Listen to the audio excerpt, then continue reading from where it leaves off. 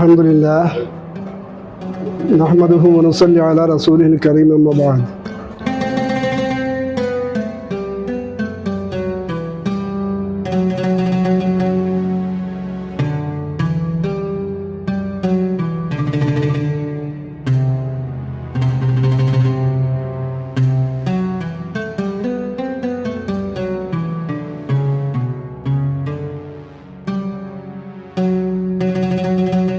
আলহামদুলিল্লাহ নাহমাদুহু ওয়া নুসাল্লি আলা রাসূলিল কারীম আম্মা বা'দ। আউযু বিল্লাহি মিনাশ শাইতানির রাজীম। বিসমিল্লাহির রহমানির রহিম। ইয়া আইয়ুহাল্লাযীনা আমানু আতিউল্লাহ ওয়া আতিউর রাসূল ওয়া উলিল আমরি মিনকুম। ওয়া ক্বালা রাসূলুল্লাহি সাল্লাল্লাহু আলাইহি ওয়াসাল্লাম আনা সাইয়্যিদু ওয়ালদি আদম ওয়া লা ফখরা। আজকে মাহে রবিউল আউয়ালের 12 তারিখ। তো এই দিবসকে মুসলিম বিশ্ব, বিশেষ করে উপমহাদেশে, আমাদের এই উপমহাদেশ বাংলাদেশ, ভারত, পাকিস্তান, এই দিবসকে রসুল করিম সাল্লাল্লাহু আলাইহি ওয়াসাল্লামের জন্মদিবস হিসেবে অনেকেই পালন করে থাকেন। কিন্তু বাস্তবতা হলো রসুল করিম সাল্লাল্লাহু আলাইহি ওয়াসাল্লামের জন্ম এবং মৃত্যু দিবস সংখ্যাগরিষ্ঠ উলামায়ে কেরামের মতে রবিউল আউয়াল মাসে হয়েছে এবং সোমবার দিন হয়েছে, এবং মৃত্যু দিবসে 12 রবিউল আউয়াল, এটার ব্যাপারে সমস্ত উলামায়ে কেরাম একমত, এর মধ্যে কারো দ্বিমত নেই।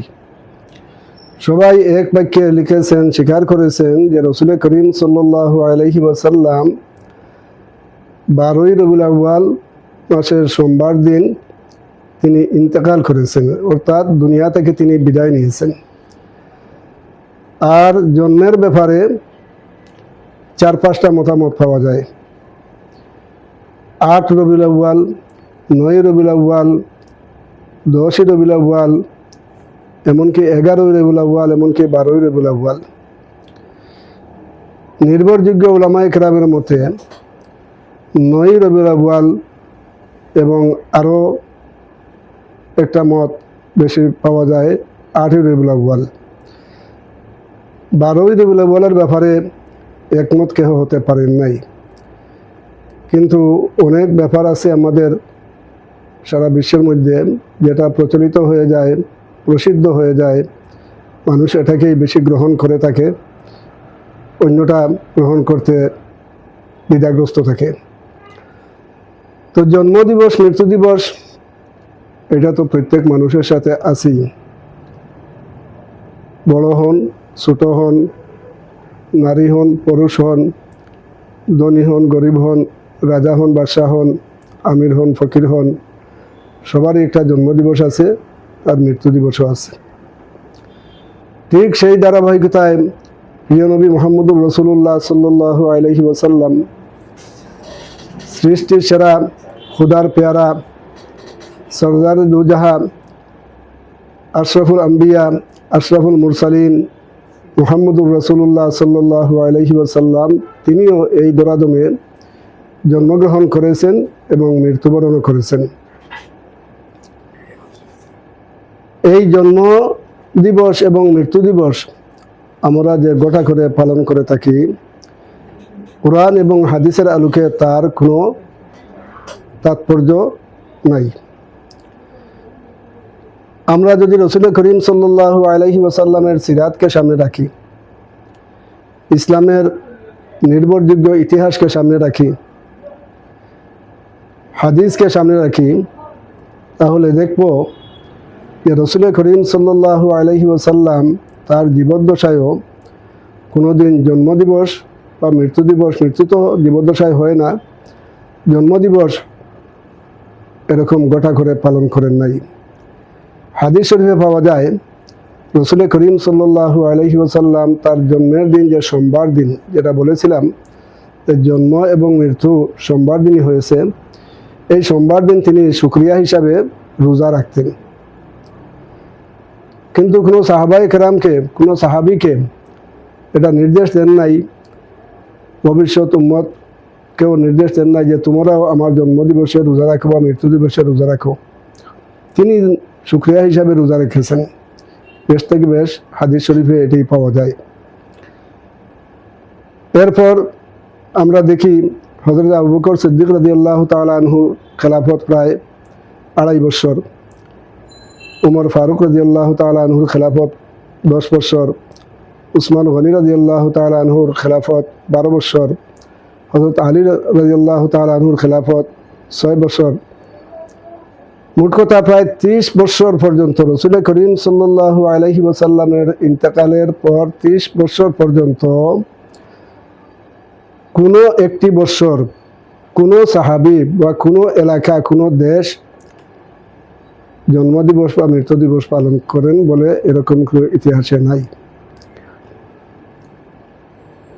যদি এটা কোনো তাৎপর্যপূর্ণ বিষয় হতো, সওয়াবের কাজ হতো, তাহলে অবশ্যই খুলাফায়ে রাশিদিন যারা আল্লাহ রসুলের সবচেয়ে বেশি প্রিয় পাত্র, আশারায়ে মুবাশশারা 10 জন বেহেশতের সার্টিফিকেট প্রাপ্ত সাহাবায়ে কেরাম, জীবদ্দশায় যারা বেহেশতের সার্টিফিকেট পেয়েছিলেন, আল্লাহ রসুল তাদেরকে স্বেচ্ছায় আল্লাহর পক্ষ থেকে বেহেশতের সার্টিফিকেট দিয়েছিলেন।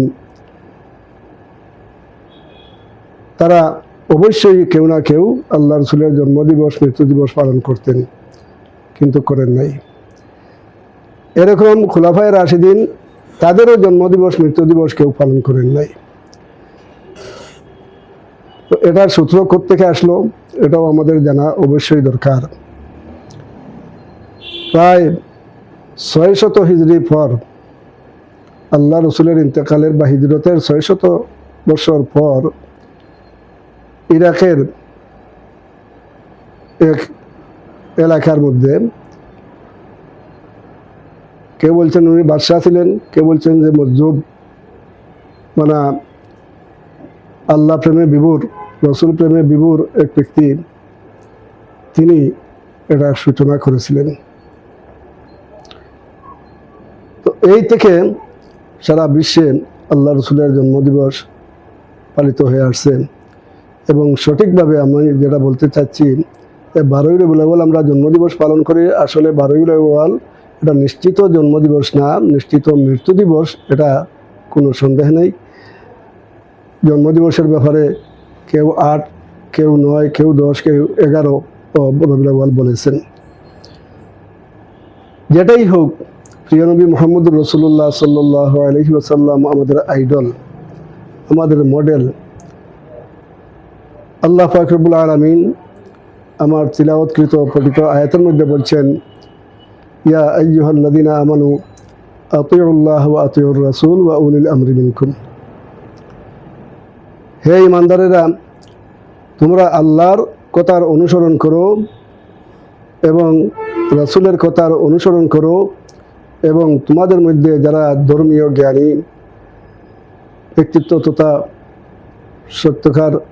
সত্যিকার উলামায়ে কেরাম, তাদেরকে অনুসরণ করো। সমস্ত সাহাবায়ে কেরাম, সমস্ত উলামায়ে কেরাম তথা সমস্ত উম্মতে মুহাম্মদী রাসূল করিম সাল্লাল্লাহু আলাইহি ওয়াসাল্লাম যে আইডল, মডেল, এর কোনো দ্বিমত প্রকাশ করেননি। আমরা সৌভাগ্যবান জাতি যে আমরা এমন এক রাসূলকে পেয়েছি,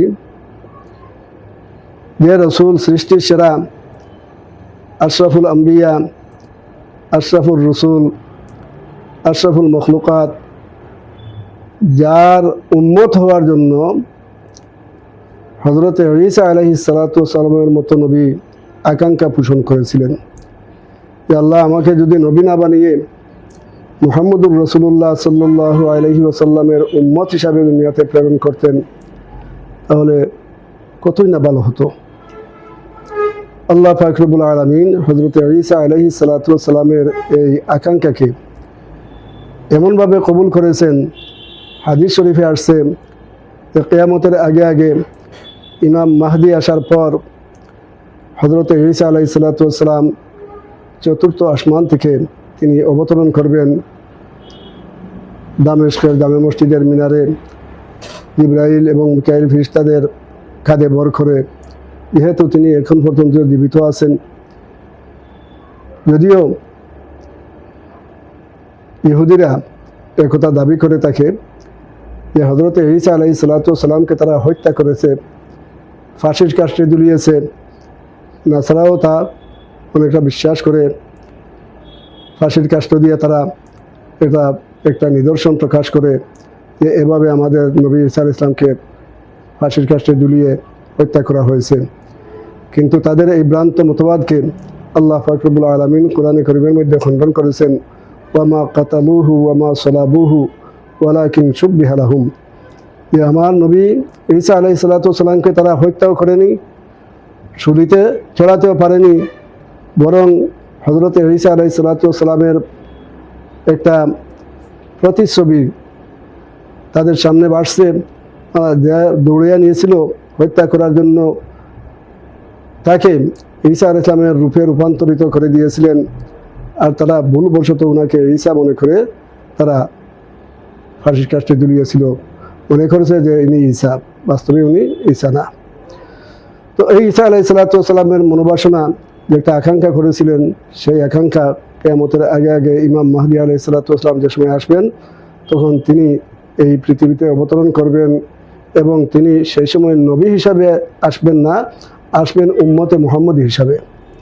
অর্থাৎ তার যে আকাঙ্ক্ষা ছিল যে আল্লাহ আমাকে যদি উম্মতে মুহাম্মদ হিসাবে দুনিয়াতে প্রেরণ করতেন তাহলে আমার জন্য কত ভালোই হতো। এই নবীর গুণ কীর্তন করে শেষ করার মতো না।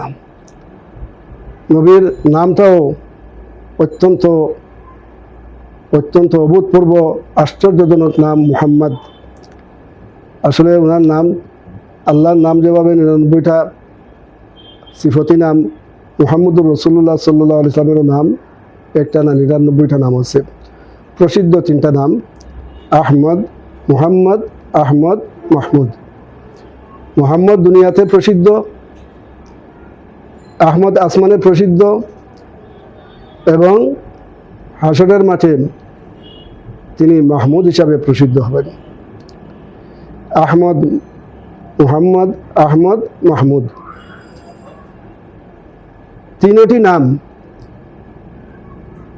তিনটি নাম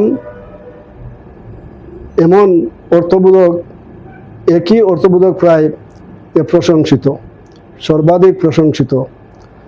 মুহাম্মদ সাল্লাল্লাহু আলাইহি ওয়াসাল্লাম নামের মধ্যেই প্রশংসা যেন লুকিয়ে রয়েছে।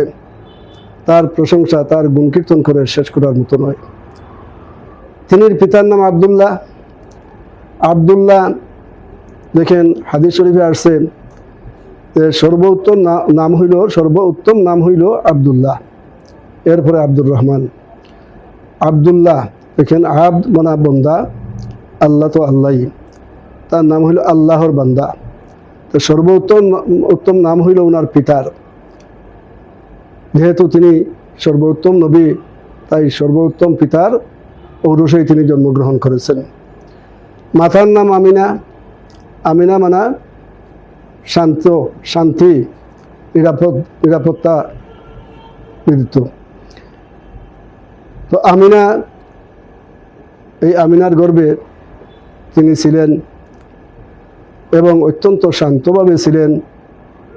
হযরত আমিনা তিনি বলতেছেন যে আমার ছেলে মুহাম্মদ আমার গর্ভে থাকা অবস্থায় আমি টেরও পাইনি যে আমি গর্ভবতী হয়েছি বা আমার গর্ভের জন্য কিছু কষ্ট হইতেছে, এটা আমি অনুভবই করতে পারি নাই। এত শান্তশিষ্টভাবে তিনি আমার গর্ভে ছিলেন। অপরাপর গর্ভধারিণী মায়েরা যে প্রকার কষ্ট অনুভব করে, অশান্তি অনুভব করে, আমার ছেলে মুহাম্মদ সাল্লাল্লাহু আলাইহি ওয়াসাল্লাম আমার গর্ভে থাকা অবস্থায় আমি বিন্দুমাত্র তা অনুভব করিনি। যেহেতু শান্তশিষ্ট মায়ের গর্ভে তিনি শান্তশিষ্ট নবী হিসাবে তিনি সেখানে বসবাস করেছিলেন। তিনি নানির নাম বাররা। বাররা অর্থ নেক। পুণ্যবান পুণ্যবতী। দেখেন নানির নামও কত সুন্দর নাম। ওনার নানার নাম ওয়াহাব, আমিনা বিনতে ওয়াহাব। ওয়াহাব মানে দান, ওনা কোনো প্রতিদান ছাড়াই মুফত দান। এই ওয়াহাব শব্দটা কোরআনে কারীমে বারবার বিভিন্নভাবে আসছে। রব্বানা হাবলানা মিন আজওয়াজিনা রব্বি হাবলি মিন লাদুনকা রাহমা। এইভাবে ওয়াহাব দেখেন কত সুন্দর নাম। রাসূল করিম সাল্লাল্লাহু আলাইহি ওয়াসাল্লাম যেদিকে আমরা তার দিকে তাকাই, নামের দিকে তাকালেও তিনি সর্বোচ্চ প্রশংসিত, ওনার কাজের দিকে তাকালেও সর্বোচ্চ প্রশংসিত। ওনার সূচনা, উনি মার উদর থেকে বের হওয়ার পরই আপনার আল্লাহর তসবিহ জপন করেছেন এবং মায়ের দুধ পান করেছেন প্রথম, এরপরে সুয়াইবিয়া দাসী ওনার দুধ পান করেছেন। সুয়াইবিয়া সোয়াব থেকে তার উৎপত্তি, সোয়াব মানা সঠিক বা সোয়াব মানা নেক। তো এই নেক নামী মহিলার দুধ পান করেছেন। এরপর হালিমা রাদিয়াল্লাহু তাআলা আনহার দুধ পান করেছেন। হালিমা ওনার ধৈর্যশীলা, এটাও কত সুন্দর নাম। তার প্রত্যেকটা কাজের মধ্যে শুধু বরকত আর রহমত এটা প্রস্ফুটিত হয়েছে। জন্মের পর আরবের প্রথা হিসেবে বিশেষ করে সম্ভ্রান্ত মহিলারা তাদের বাচ্চাকে দুধ পান করাতেন না, দুধ মাতার মাধ্যমে তাকে দুধ পান করে বড় করতেন। তো মক্কা তো একটা শহর, আরবের একটা তখনও একটা প্রসিদ্ধ শহর ছিল মক্কা। এই মক্কায় দুধ মাতারা তারা দুধ পান করানোর জন্য, শিশুকে নেওয়ার জন্য আসতেন, দল বেঁধে আসতেন বিভিন্ন স্থান থেকে। হালিমা রাদিয়াল্লাহু তাআলা আনহা তার স্বামীকে নিয়ে এসেছিলেন। অত্যন্ত জীর্ণ শীর্ণ একটা উটের উপর সওয়ার হয়ে, যেহেতু দরিদ্রের কষাঘাতে তারা জর্জরিত ছিলেন, তাদের সাথে যারা আসছিল হৃষ্টপুষ্ট উটের উপর সওয়ার হয়ে আসছে, ধুমধাম করে আসছে। প্রত্যেকেই আপনার এই শিশু সন্তান নেওয়ার জন্য সময় দাঁড়িয়ে গেছে। হযরতে আমিনা রাদিয়াল্লাহু তাআলা আনহার কাছে যাওয়ার পর যে সময় শুনল যে উনি এই মুহাম্মদ সাল্লাল্লাহু আলাইহি ওয়াসাল্লাম পিতৃহীন, জন্মের 6 মাস আগেই তিনি পিতৃহারা হন, তখন অনেকেই নাচ ছিটকিয়ে যেমন চলে গেল যে এই পিতৃহীন এতিম বালক, আমরা তাকে নিয়ে কি পাবো। হালিমা রাদিয়াল্লাহু তাআলা আনহা প্রথম চলে গেছেন, তার স্বামীও চলে গেছেন। শেষ পর্যন্ত হালিমা রাদিয়াল্লাহু তাআলা আনহার কুলের মধ্যে তার দুগ্ধ শিষ্য আগ থেকেই ছিল। এটা একেবারে হ্যাংড়া হালকা পাতলা, মানে এই অভাবের তাড়নায় খাদ্যভাবে হালিমা রাদিয়াল্লাহু তাআলা আনহা তিনিও একেবারে জীর্ণ শীর্ণ অবস্থায়, দুধ ছিল না পর্যাপ্ত পরিমাণ, বাচ্চা একেবারে কি হয়ে গেছিল, হ্যাংড়া হালকা হয়ে গেছিল। এদিকে হালিমাকে দেখে অনেকে বাচ্চা দিতে চান নাই, শেষ পর্যন্ত খালি হাতে কিভাবে আসবেন এই চিন্তায় স্বামীর সাথে পরামর্শ করে বললেন যে আমাদেরকে তো কেউ বাচ্চা দিতেছে না, আমাদের অবস্থা দেখে সবাই কি করতেছে, অবহেলা করতেছে, বাচ্চা দিতেছে না। এই অবস্থায় আমরা যদি খালি হাতে যাই কীরকম লাগে, তাহলে এই এতিম বাচ্চাটাকে নিয়ে নেই। তো তারা শেষ পর্যন্ত এই এতিম বাচ্চাকে তারা নিলেন। কি নিবেন? হযরত হালিমা রাদিয়াল্লাহু তাআলা আনহা বলতেছেন, আমি এই দুগ্ধ শিষ্য মুহাম্মদ সাল্লাল্লাহু আলাইহি ওয়াসাল্লামকে যে সময় আমি খুলে নিলাম, আমি দেখি আমার স্তন আপনার দুধে ভর্তি হয়ে গেছে এবং উটনির উপর সওয়ার হয়েছি, উটনি হৃষ্টপুষ্ট হয়ে গেছে এবং মুহাম্মদ সাল্লাম তিনি এক স্তনের দুধ খাইছেন, ওপরটা খাইতে চান না। কেন? যে তার দুগ্ধ শিশু আরেকটা ভাই এখানে শরীক আছে, তার উপর জুলুম হবে। দেখেন আমাদের নবী মোহাম্মদ সাল্লাল্লাহু আলাইহি ওয়াসাল্লাম কত বরকতময় এবং কত ইনসাফওয়ালা, মায়ের উদরে যে সময় হুঁশবুদ্ধি হওয়ার কোনো সময় আসে নাই, সেই সময়ে তিনি ইনসাফ কায়েম করেছেন। একটা স্তন থেকে দুধ পান করেছেন, অপরটা থেকে খান নাই, যেহেতু দুগ্ধ বিশ্ব আরেকটা তার দুধ মাতার ভাই আছে, ছেলে আছে, সন্তান আছে।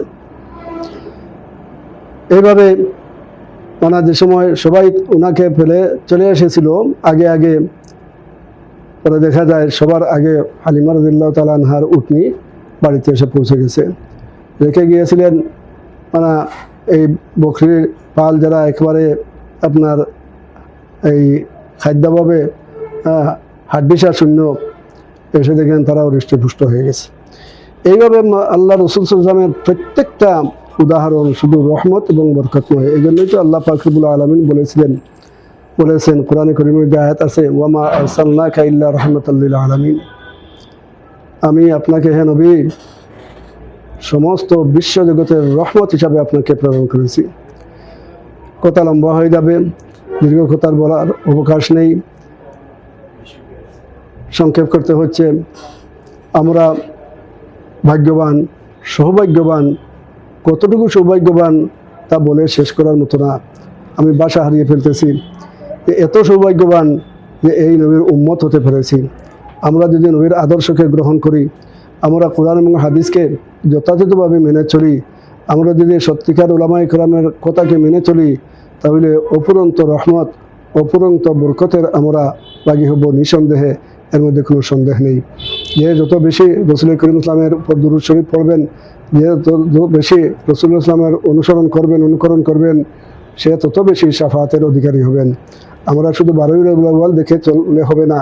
12ই রবিউল আউয়াল বছরে একবার আসে। আল্লাহ রসুলের অনুকরণ 12 মাস করে আমাদের এটা দায়িত্ব, আমাদের কর্তব্য, আমাদের উপর রসুলের এই দাবি আছে।